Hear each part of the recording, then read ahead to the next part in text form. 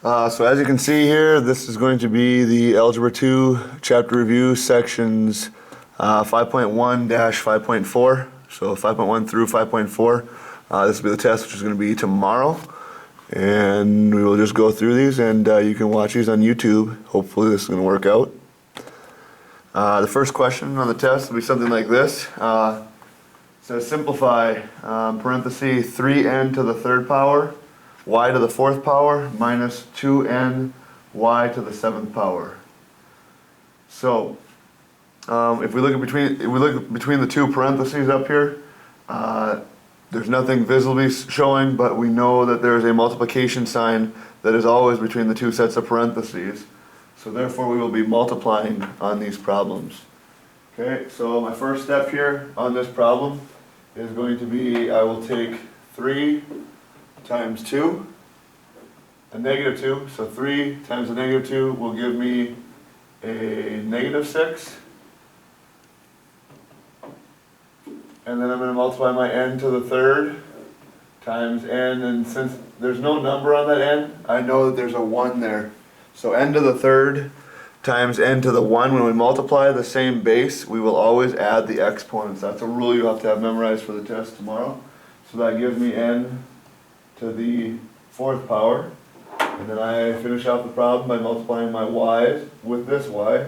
So there's 4 here, and there are 7 here, which means when you multiply those two together, you multiply the same base, you add the exponents, and that will be y to the 7, 8, 9, 10, 11th power. So my answer will be negative 6, n to the fourth, and then y to the 11th.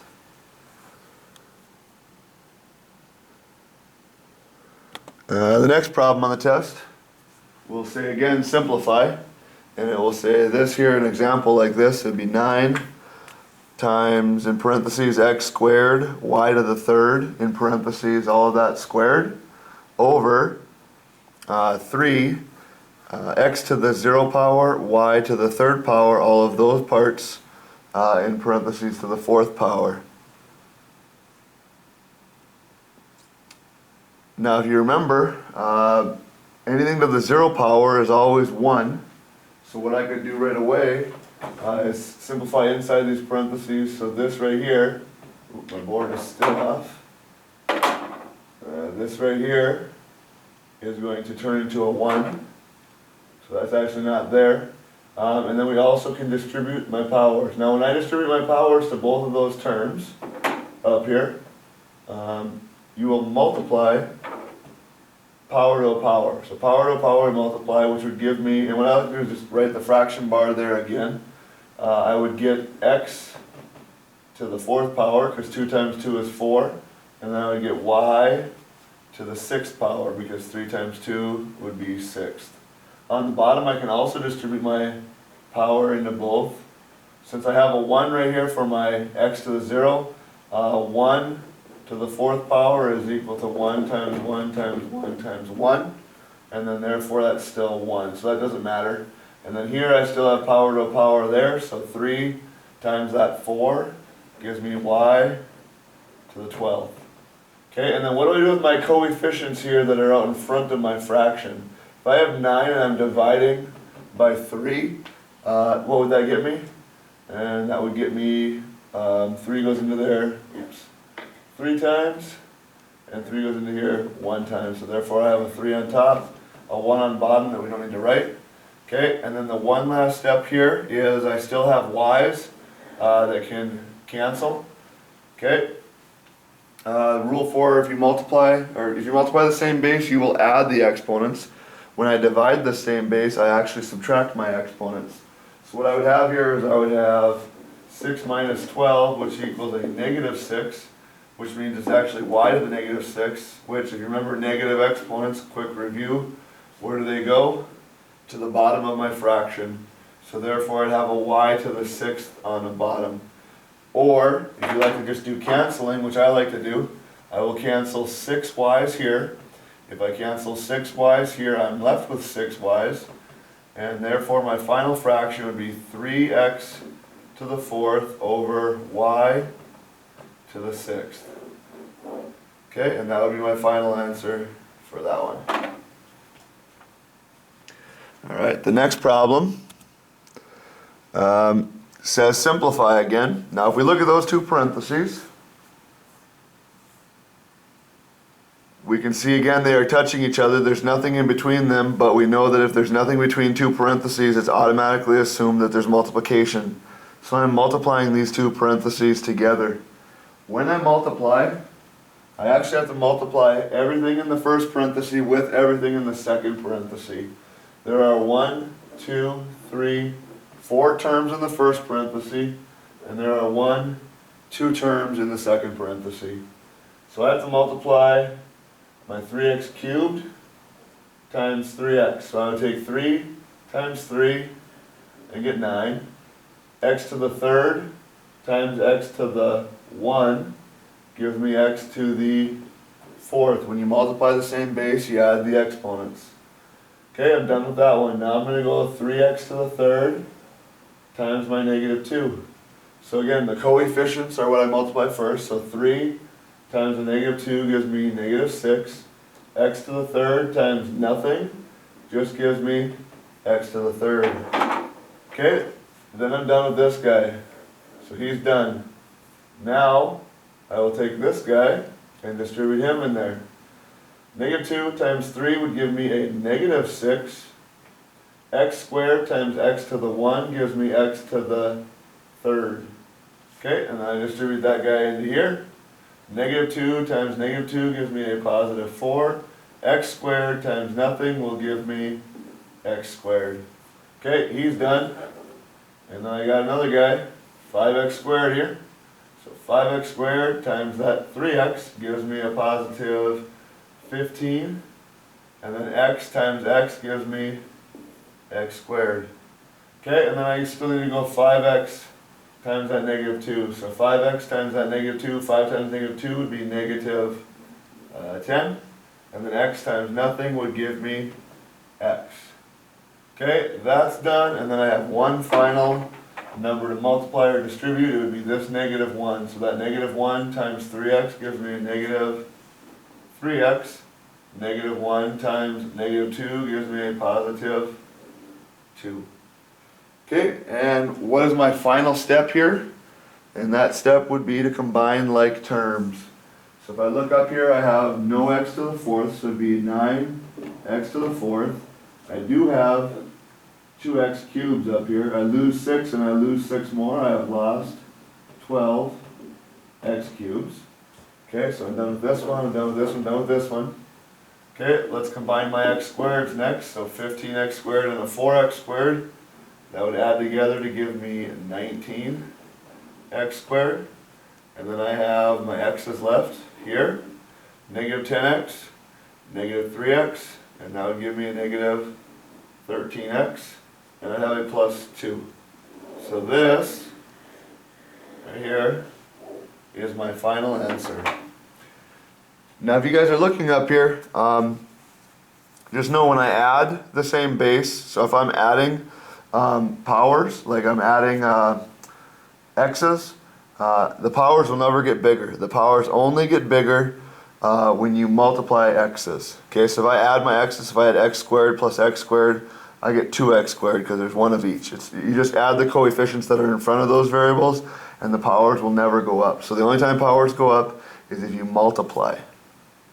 Okay, here's the next type of a question that could be on the test. And the directions on this will also be simplify. So it says here, 20c to the fourth, d to the squared power, and then f, minus 16cd f squared, plus 4cdf. And then that's all in parentheses, and then the second parentheses is 4cdf.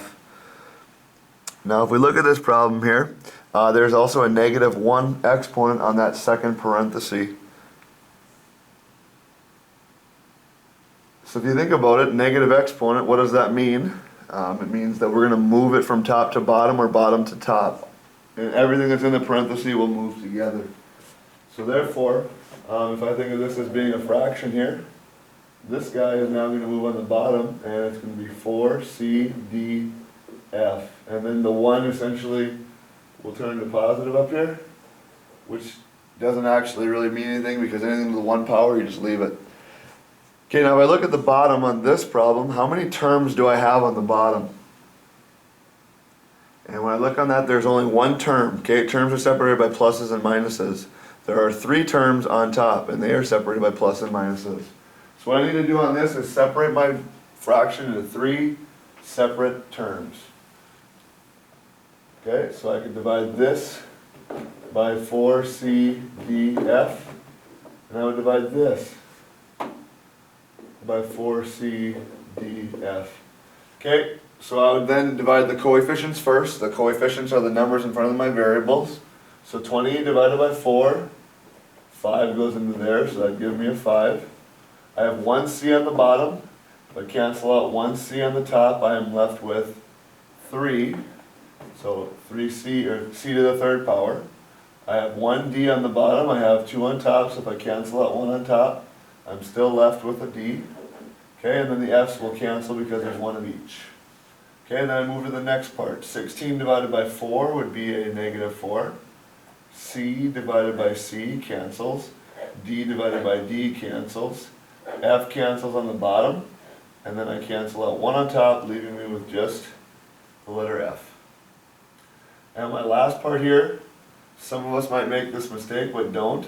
Okay, if I have the same thing divided by the same thing, right here, okay, if I have 3 divided by 3, that equals 1. 7 divided by 7 equals 1, so therefore 4 divided by 4 is 1, C divided by C is 1, D divided by D is 1, and F divided by F would be 1. So therefore, this would be my final answer.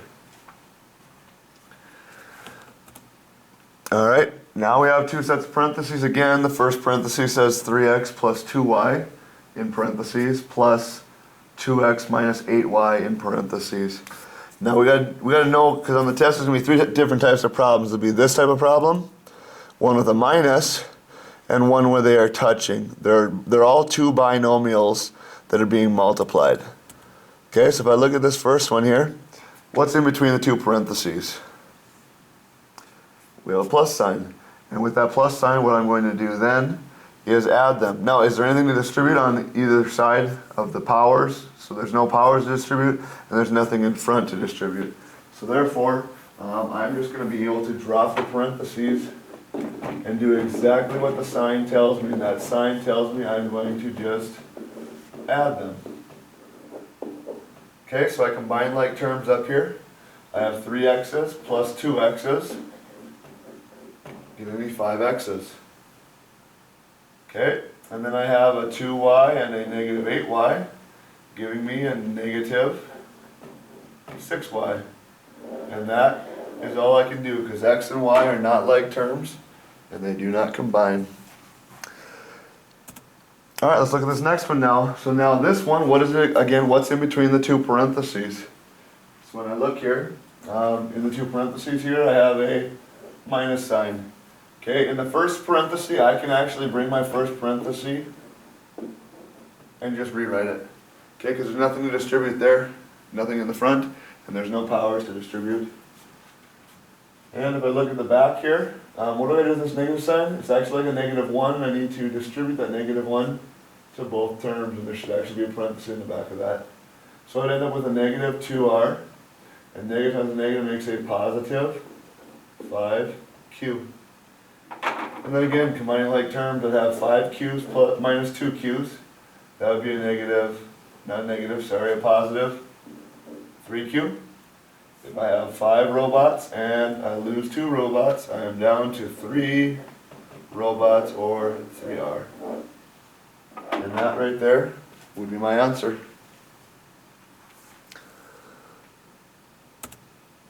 Alright, so now if I look at these parentheses, what would I do here?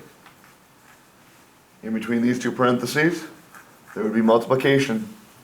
Because it is not showing, but we always assume it is. So therefore, this would have to be distributing, also known with 2 binomials as FOIL.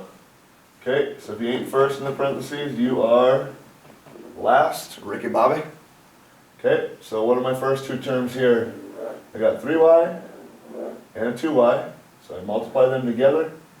3 times 2 gives me 6, y times y gives me y squared. Okay, nice set of glasses there.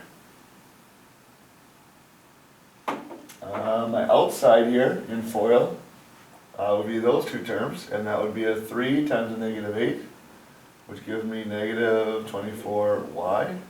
The inside terms would be a negative 2 times a 2, which gives me a negative 4y. And my last terms would be this guy and this guy. So negative 2 times negative 8 gives me positive. 2 times 8 is 16. And then what's my final step every time I do algebra? Always, always, always combine those like terms. So therefore I got 6y squared minus 28y. Again, these powers right here and here will not get bigger because I am not multiplying the variables. All I am doing is adding or subtracting, combining like terms. So the powers will never get bigger when you combine them, only when you FOIL or distribute. Okay, and then a plus 16 for my final answer of 6y squared minus 28y plus 16. Alright, so here's another problem that we will have on the test. Now, my directions will probably say simplify. Okay, so the first thing we should notice here, I'll read it to you. It's 4r to the third minus 8r squared minus 13r plus 20, all of that in parentheses, times 2r minus 5 in parentheses to the negative 1. Okay, negative exponents again mean what? That we'll move them to the denominator of my fraction. So that's the first step I'm going to do here. And it'll say simplify. So if I have a fraction here now, it's going to be 2r minus 5. And again, so that moved to the bottom because of that negative exponent. And when that moves, the negative exponent's now positive, and anything to the 1 power, it'll just be a 1 power there. Okay, so then next thing I'm going to do here is, if I look at this one, this is very similar to this problem, okay, except the difference between them is, if you look here, the number on the denominator is going to be one term, and then if we go to this slide, if you guys look here, the denominator is how many terms? 2 terms. Okay, so whenever there's 2 terms, we can't just cancel, because there's minus signs, and that makes things a little tougher. So therefore, this is a synthetic division. Okay, so review of synthetic division. I first need to have a box. I will have a line here. Okay, to find the number that goes inside of this box, I will set the bottom equal to 0, and I will solve it. So I'm left with a 2r equaling 5. Okay. And then I would divide by 2, and then I would get the number 5 halves for r, and that is the number that's going to go in here. So 5 halves is going to go into there. Okay, so now from this step, I'm going to plug in my variables. I'm going to slide this down here.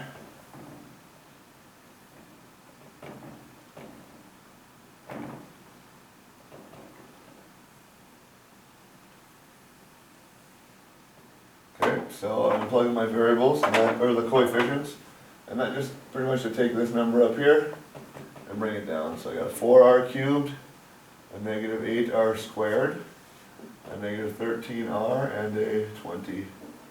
Okay, you're just taking these coefficients up here. Make sure you bring the signs with you. Okay.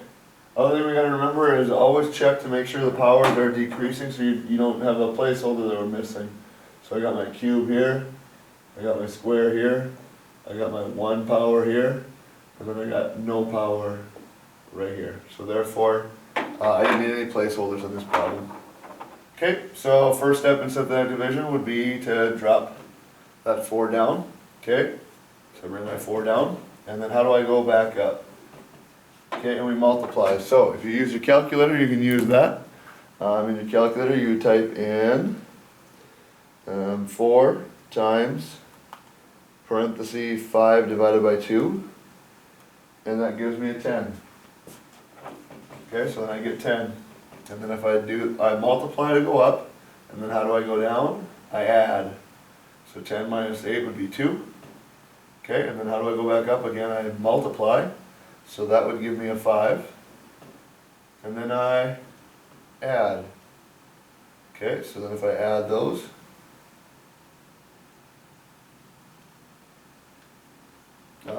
I would get a 8 negative. Okay, and then how do I go back up again? I multiply. So 8 times 5 halves,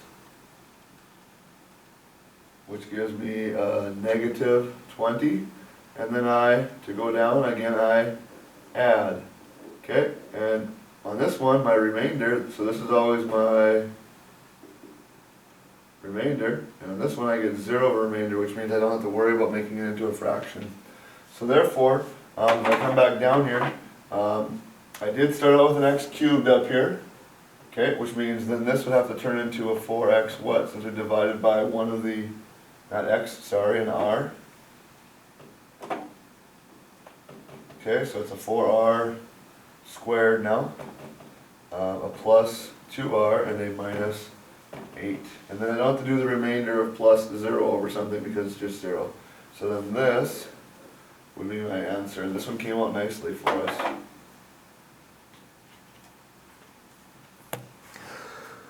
Alright, so let's go to the next problem here. Simplify using synthetic division. Okay, so I'm using synthetic division, again doing the same process. Okay, got my box here. So how do I get the number in the box? I set this equal to 0 and solve it. So if you add 5 to the other side, you get x equaling positive 5. Okay, and then how do I fill in my numbers here? I put a 3 here. Okay, and then I put a negative 16, and then a 9, and then a negative 24. Okay, and check my power. So I got cube, squared, first power, no power. Alright, so I'm not missing any placeholders. And then, how do I do this? Drop that down first, and that is a 3. And then to go up, you multiply. And what am I multiplying by? I'm always multiplying by this multiplier up here of 5, whatever number it is. So 5 times that 3 gives me 15. And then I add. And then I multiply by that 5 again. And then I add. And then I multiply by that 5 again. And then I add. Now in this one, I get a remainder of a negative 4. Okay, so since it's a remainder of negative 4, I just have to write it out a little different, but pretty much the same way. We started out with x cubed, and I'm dividing by an x here.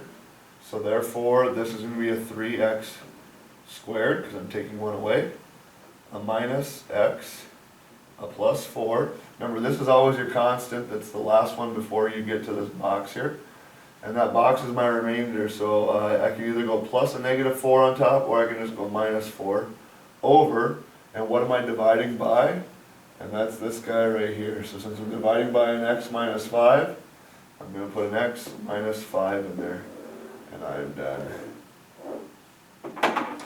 Alright, so the next thing I'm going to do here is another synthetic division. So you guys can try that.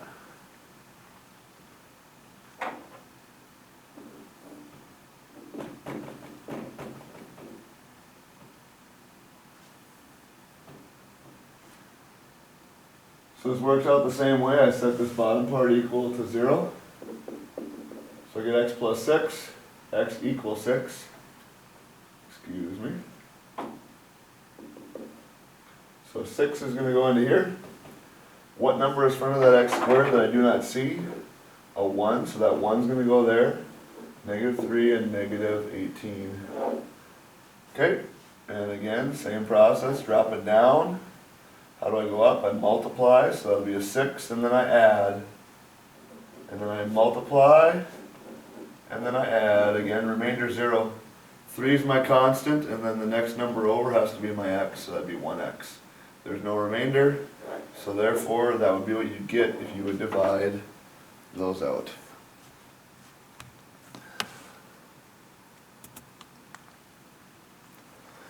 Alright, so next problem here says find p of x if, or p of negative 3 if p of x equals 2x to the third minus 4x plus 1. So when it says find p of negative 3, what does that mean I'm going to do? All I'm going to do is I'm going to plug in a negative 3 into my equation. Now on the test I would say you should probably write this out before you just plug it in your calculator so I can see that you did it, what you did in your calculator, because if you just plug in your calculator and get the wrong answer, I can't see what work you did, and I'm going to just have to completely mark it wrong. So all this means I'm going to do is I'm going to take this negative 3, I'm going to plug it in for the letter x here and here. So it would be 2 parentheses negative 3 to the third minus 4 to the negative 3 plus 1. Okay, and if we use PEMDAS, what would I do next? I need to cube that negative 3, so that's negative 3 times negative 3 times negative 3, so 3 times 3 is 9, 9 times 3 is 27, so that gives me, and then negative times a negative is a positive, times another negative puts me back to negative, because you technically have to distribute to the negative as well. So that would be a negative 27, times it by 2, a negative and a negative here, multiplying gives me a positive 12, and then a plus 1. If you add these together, I get 13. And then 2 times 27 gives me a negative 54. And if I add that with my 13, I get a negative 41. And again, you can plug that into your calculator, and that would probably get you the correct answer. Alright, next question on the test is determine whether the graph is odd or even and tell the number of real zeros. So I gave you two examples, one of each. If you remember the difference, odd functions always point in opposite directions on the ends, and even functions will point in the same directions. So therefore, if I look at this one, it will be odd. And then it also says state or tell the number of real zeros. Where's the zero located again? Where it crosses the x-axis. So how many zeros are there? 3 zeros. Alright, let's look at the green function here. If I look at the green function, is it odd or even? It is even because it goes in the same direction. Okay, and therefore, how many zeros does it have? 1, 2, 3, 4. So it has 4 zeros on that function.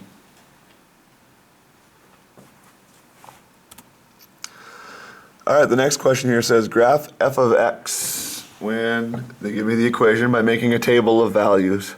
Then determine the consecutive values of x between which each real zero is located. Then it says estimate the x coordinates at which the relative maxima and the relative minima occur. If we remember, maxima sounds like maximum and minima sounds like minimum, so therefore that's what we're looking for. I'm going to go here. Okay, so if we take a calculator out and we look at our graphs here, we can go to turn the calculator on, go to our y equals, and you can plug it into your calculator. So I would have a negative x to the third plus 2x squared minus 4. And then I hit graph.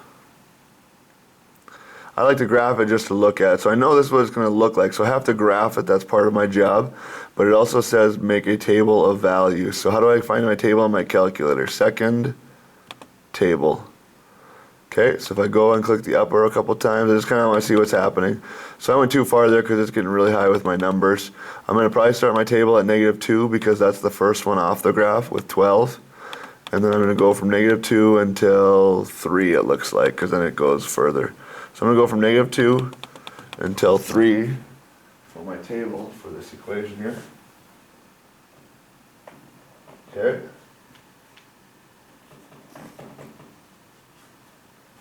And I need to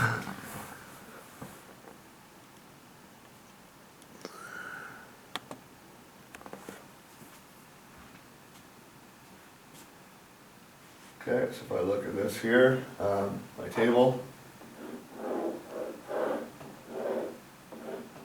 x, y, -2, 12, -1, -1, 0, -4, 1, -3, 2, -4, and then 3,